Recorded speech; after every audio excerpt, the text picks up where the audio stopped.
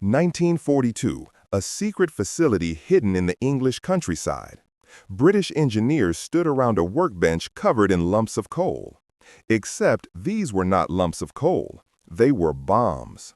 Weapons designed to look so perfectly ordinary that German soldiers would shovel them directly into locomotive fireboxes without a second thought.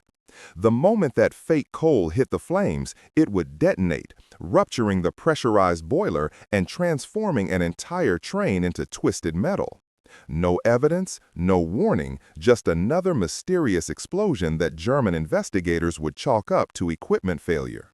This ingenious creation belonged to the Special Operations Executive, and these explosive coal devices would weaponize Germany's own fuel supply against their war machine.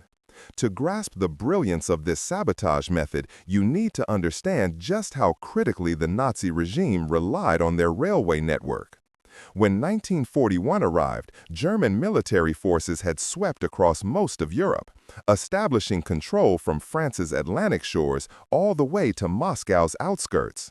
Their logistics depended almost entirely on trains for moving troops, armored vehicles, ammunition, provisions, and petroleum. The Deutsche Reichsbahn, along with seized railway systems throughout occupied territories, functioned as vital lifelines sustaining Germany's entire military operation. Road transportation devoured precious petroleum that Germany simply couldn't afford to waste. Railways ran on coal, and coal existed in abundance everywhere. This heavy reliance created a critical weak point in their infrastructure.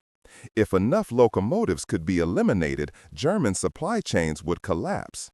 However, locomotives presented formidable challenges as targets. Damaged railway tracks could be restored within a single day. Bridge structures received heavy military protection, and traditional sabotage tactics demanded that resistance operatives approach railway facilities, set explosive charges, and evacuate before German patrol units detected them. Countless brave fighters perished in these attempts. British intelligence recognized the need for an innovative approach, something that wouldn't require specialized technical knowledge from underground resistance cells, something any person with access to coal storage could deploy, something capable of annihilating locomotives from within their own systems. The answer emerged from SOE research facilities concealed throughout Hertfordshire. Station 12, located at Aston House near Stevenage, operated as the principal manufacturing center. The facility had been moved there from Bletchley Park during November 1940 after explosive testing began disturbing the codebreakers working in adjacent buildings. Under Colonel Leslie Wood's leadership, Station 12 evolved into SOE's primary weapons manufacturing hub. Throughout the war years, this facility manufactured 12 million time pencil detonators and more than 38,000 limpet mines. Yet, among their most brilliant creations were explosive mechanisms camouflaged as common coal lumps. The engineering challenge proved deceptively intricate. These devices required perfect visual similarity to genuine coal. They needed durability to withstand being tossed onto coal heaps, transferred with shovels into tenders, and manipulated by laborers without premature detonation. Simultaneously, they had to explode dependably once placed inside a firebox. British engineers achieved this through combining plastic explosives with masterful disguise techniques. Each unit held roughly 1/4 pound of Noble 88 plastic explosive, a greenish plastic-textured material with a subtle almond scent that Noble Chemicals Limited had developed specifically for covert operations. This explosive worked in conjunction with a number 27 detonator and a heat-activated fuse mechanism. Once the camouflaged coal entered a locomotive's firebox, extreme temperatures would activate the fuse, initiating the detonator and primary explosive charge. While 1/4 pound of plastic explosive by itself would inflict considerable harm, the genuine devastation resulted from cascading effects. The blast would breach a steam boiler functioning under several hundred pounds per square inch of pressure, causing the entire locomotive to disintegrate violently. Manufacturing techniques progressed through three separate stages. The initial approach involved boring into actual coal pieces using a 6-inch serrated tube, packing the hollow space with explosive and detonator components, then covering the opening with coal powder and adhesive. Laboratory assistant Arthur Christie performed these preliminary experiments at Station 12, later documenting how he inserted approximately a quarter-pound of plastic explosive into drilled coal pieces. Unfortunately, this technique proved unreliable since coal frequently crumbled under drilling force. Station 15 at the thatched barn in Borehamwood transformed the production process entirely. This installation accommodated SOE's camouflage division under Lieutenant Colonel Elder Wills, who had worked as a film art director before the war.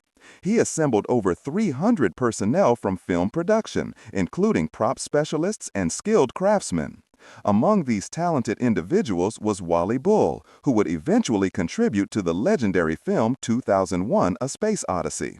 Bull pioneered molded explosive coal utilizing dyed Herculite plaster coated with authentic coal dust particles. These clamshell designs solved the brittleness issues inherent in drilled coal.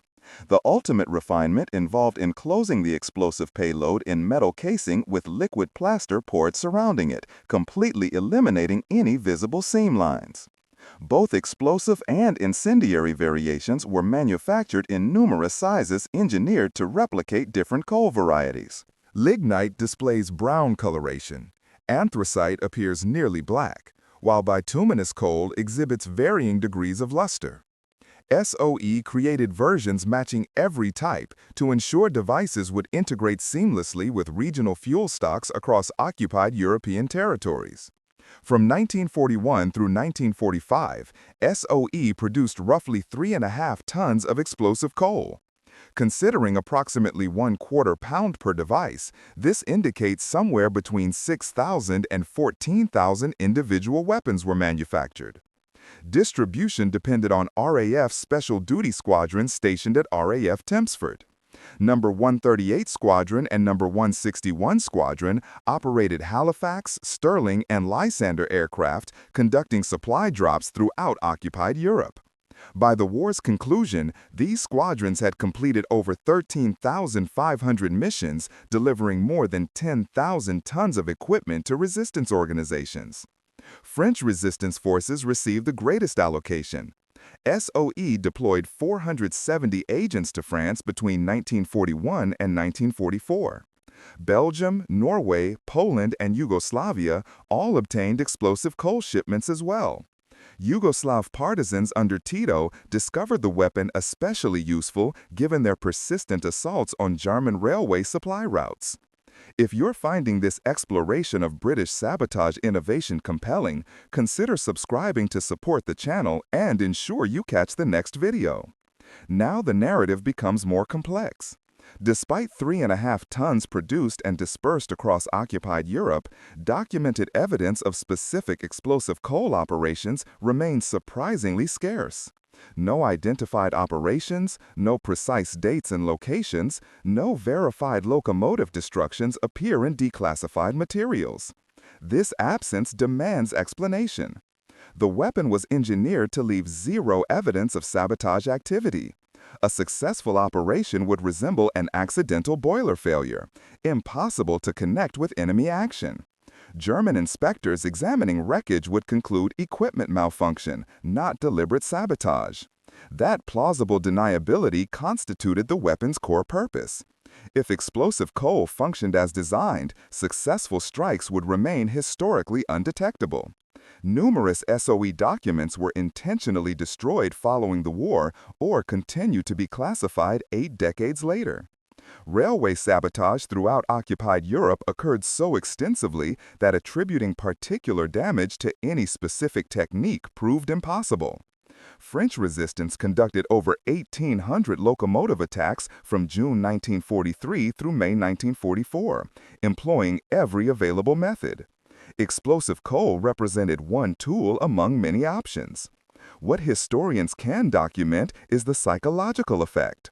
Once information circulated that coal stockpiles might harbor concealed bombs, Germany confronted an impossible dilemma. Either accept unpredictable catastrophic explosions in locomotives, vessels, and industrial facilities, or reassign thousands of soldiers from combat assignments to safeguard coal supplies throughout occupied territories. Neither alternative was viable. Accepting the danger meant unpredictable equipment casualties and terrorized personnel. Protecting coal meant removing forces from an already stretched military. The Germans comprehended this threat because they engineered their own version. During June 1942, Operation Pastorius landed 8 German Abwehr saboteurs on American coastlines. They transported plastic explosives shaped to resemble coal along with TNT and fuse mechanisms. Their intended targets included coal-powered electrical plants and railroad systems. All 8 were apprehended before executing any operations. Germany never launched comparable operations against American territory again.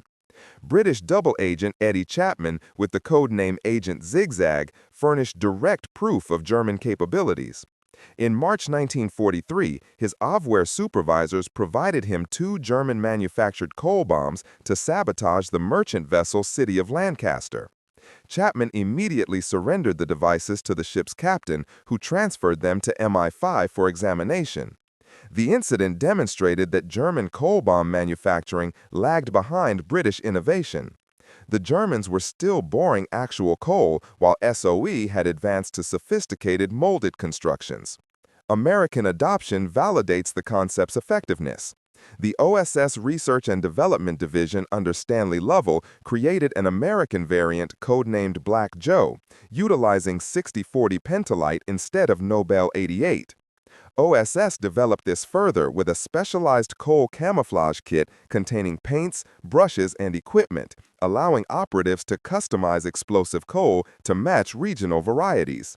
Both intelligence organizations acknowledge the weapon's strategic value, even though documented outcomes remain limited. The comprehensive railway sabotage campaign produced devastating results through combined tactics. French resistance operations achieved a 60% decrease in rail traffic from March through June 1944. 486 attacks surrounding D-Day prevented German reinforcement of Normandy defenses. In Yugoslavia, sustaining rail transportation demanded what one German general described as enormous difficulties and substantial railroad protection, immobilizing at least half of the military forces. Assignment to train security details became so dangerous it was implemented as harsh punishment. Whether explosive coal contributed substantially to these statistics matters less than whether it enhanced the atmosphere of paranoia and resource depletion that defined German occupation. Contemporary records stress that eliminating locomotives specifically caused disproportionate harm compared to severing track. Track could be restored within days. Locomotives demanded months of factory production to substitute. The concept's impact persisted beyond 1945.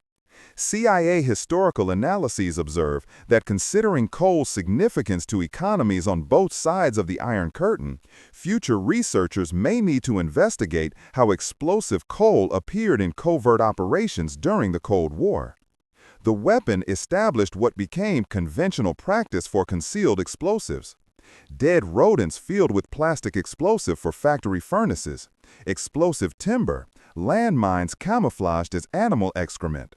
Contemporary improvised explosive devices hidden in ordinary items trace their origins to Station 15's breakthroughs. Surviving specimens exist in the Imperial War Museum, including 16mm test recordings filmed by Cecil Clarke at Station 17. The International Spy Museum in Washington and the Museum of World War II in Massachusetts also preserve examples. In 1942, within a covert facility in the English countryside, British engineers fabricated a weapon so refined that its achievements remain historically invisible, so psychologically destructive that Germany manufactured replicas despite possessing no countermeasure against the original.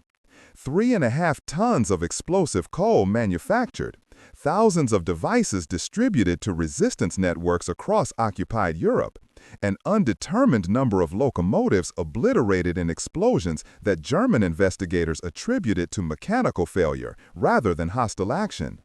SOE explosive coal exemplifies unconventional warfare at its most advanced level. A weapon evaluated not through confirmed eliminations, but through fear generated, through resources redirected, through fundamental doubt introduced into every coal stockpile across Nazi-controlled territory.